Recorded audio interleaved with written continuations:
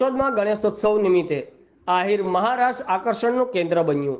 કેશોદ શહેરમાં જુદા જુદા વિસ્તારમાં ધામધૂમથી ઉત્સાહભેર ગણેશોત્સવની ઉજવણી કરી રહી છે, ત્યારે આયોજકો દ્વારા વિવિધ કાર્યક્રમોનું આયોજન કરવામાં આવી રહ્યું છે।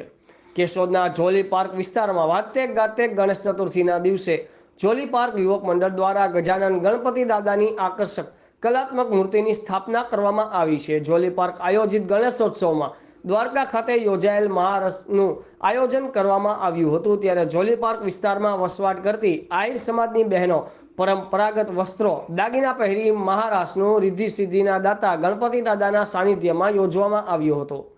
જોલી પાર્ક યુવક મંડળ આયોજિત ગણેશોત્સવ નિમિત્તે યોજવામાં આવેલ મહારાસ નિહાળવા આસપાસના રહીશો ઉમટી પડ્યા હતા। કેશોદના જોલી પાર્ક વિસ્તારમાં ગણેશોત્સવમાં દરરોજ બપોરે શિવ ભક્તિ ગોપી સત્સંગ મંડળ દ્વારા સત્સંગ કરવામાં આવ્યો હતો અને રાધાષ્ટમીના દિવસે દાન રાસ અને અન્નકૂટનું આયોજન કરવામાં આવ્યું હતું। કેશોદના અમૃતનગર મેઇન રોડ પર છેવાડે આવેલ જોલી પાર્ક સોસાયટીમાં રાત્રે આરતી બાદ વિવિધ સાંસ્કૃતિક કાર્યક્રમોનું વિવિધ પ્રકારના વ્યંજનો સાથે નાસ્તો અલ્પાહારની પણ વ્યવસ્થા કરવામાં આવી હતી। મારું નામ બારિયા રમીલાબેન છે। અમારે અહીંયા જોલી પાર્ક અને શિવ શક્તિ અને આજુબાજુની સોસાયટી દ્વારા જોલી પાર્ક યુવક મંડળ ગણેશ મહોત્સવનું આયોજન કરેલું હતું। અમે 9 દિવસ માટે આ ગણપતિ મહોત્સવ રાખવામાં આવેલ હતો।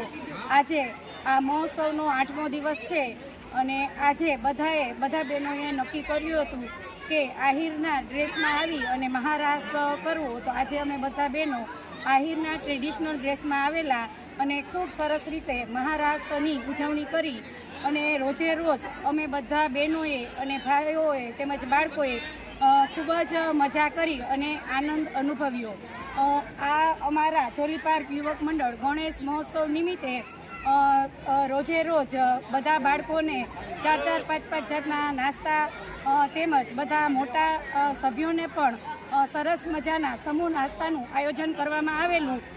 તેમજ રોજ 4 થી 6 કલાક શિવ શક્તિ ગોપી સત્સંગ મંડળ દ્વારા દરરોજ માટે 2 કલાક સત્સંગ પણ રચવામાં આવેલો।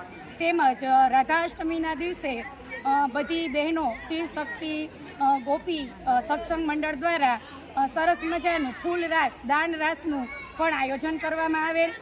તેમજ કાલે એટલે કે ગણપતિ મહોત્સવના 7મા દિવસે બધી બહેનો મહિલા મંડળ દ્વારા 56 ભોગના કાર્યક્રમનું પણ ખૂબ સુંદર આયોજન કરવામાં આવેલું અને આ આયોજનમાં બધાને ખૂબ જ મજા આવી। તેમજ સફળ રીતે અમે અમારો 56 ભોગ કાર્યક્રમ પૂર્ણ કરેલ અને કાલે 9મો દિવસ એટલે કે ગણપતિ વિસર્જનનો દિવસ છે। અમે આજુબાજુની સોસાયટીના બધા ભાઈઓ તથા બહેનો અને બાળકો બધા મળી અને પ્રેમથી ગણપતિ વિસર્જન કરવા જશું। આભાર।